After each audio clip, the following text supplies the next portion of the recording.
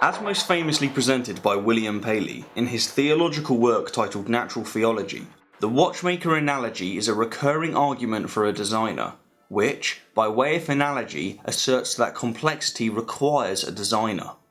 The way Paley put it is essentially as follows.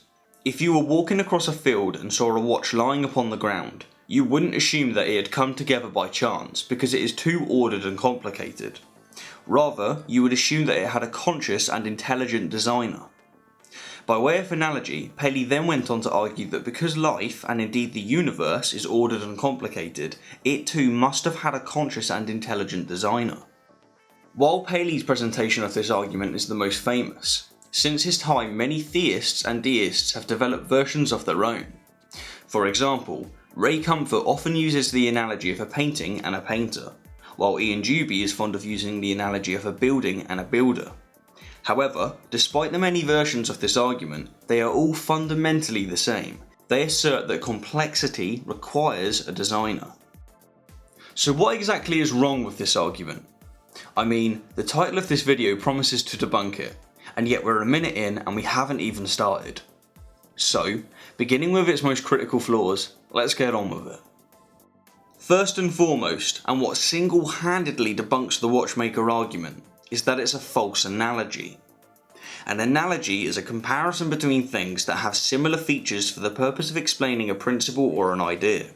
And in this case, Paley insists that a comparison can be made between the complexity of a watch and the complexity of the universe, which both imply that they had a designer. However, the last step is flawed because it concludes that because two things share one quality in common, that being complexity, they must also share another quality in common, a designer, when this simply cannot be logically concluded. If it could, then by using the same faulty logic, countless other absurd qualities could be attributed to the universe. For example, the watch is complex, the watch was invented in the 15th century. The universe is complex, therefore, the universe was invented in the 15th century. Just because two objects share one quality in common, this doesn't necessarily mean that they share another. Hence, right from the get-go, the Watchmaker argument is a false analogy. A second objection, and one very closely related to the first, is that it commits a false cause fallacy.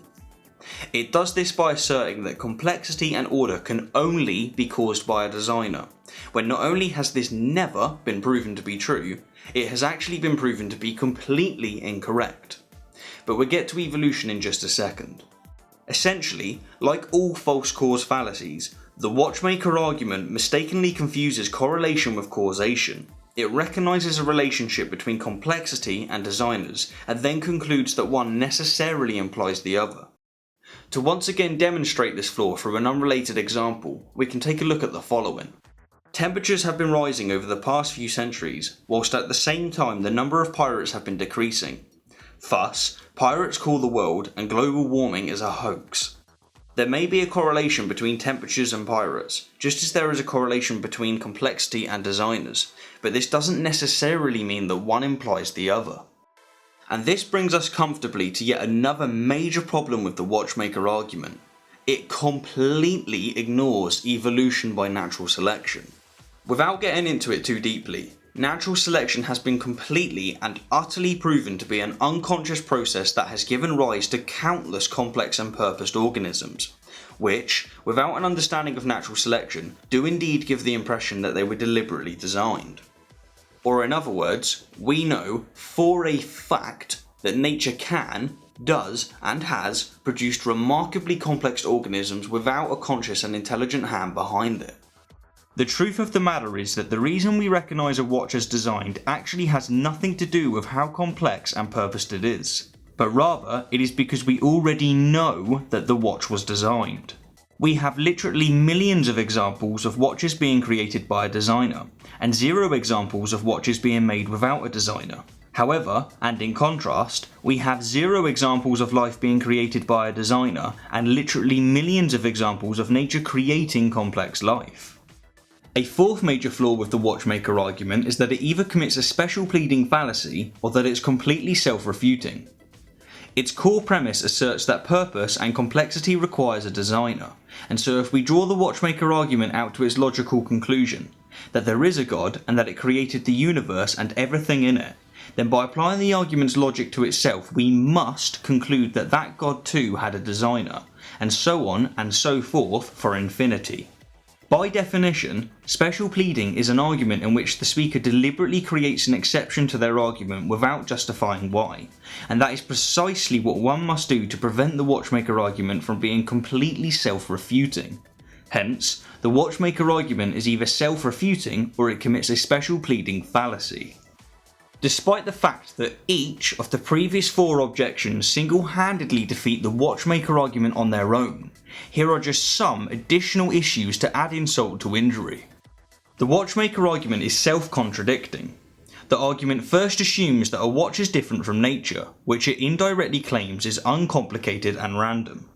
However, it then states that since the universe is so complicated and ordered, it too must have had a creator.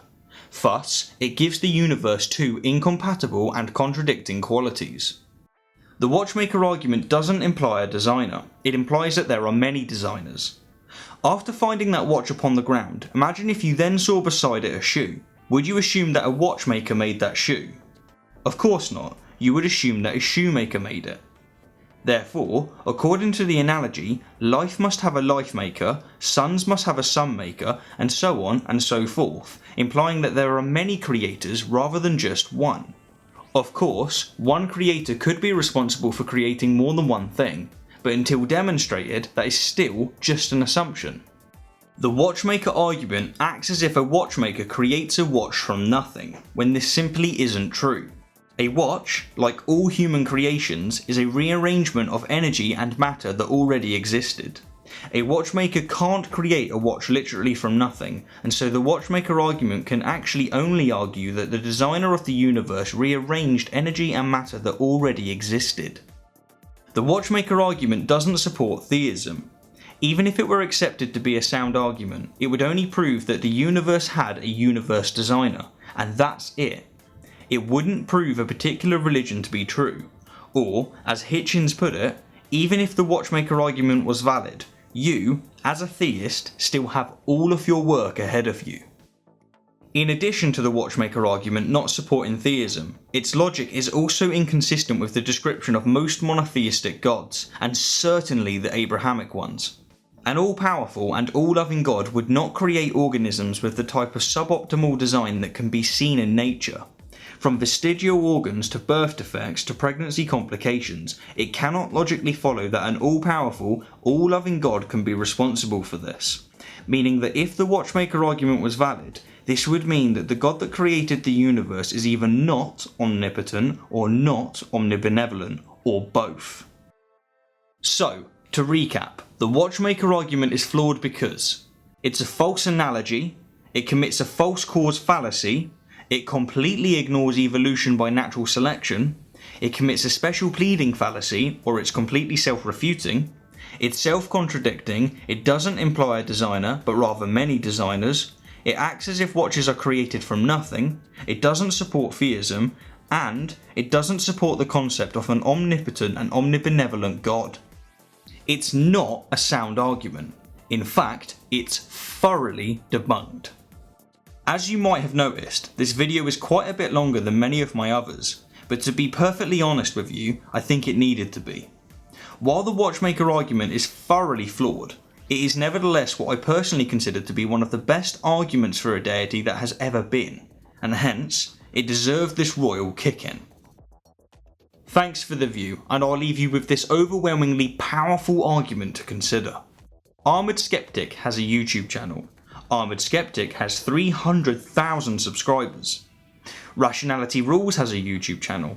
Therefore, Rationality Rules has 300,000 subscribers.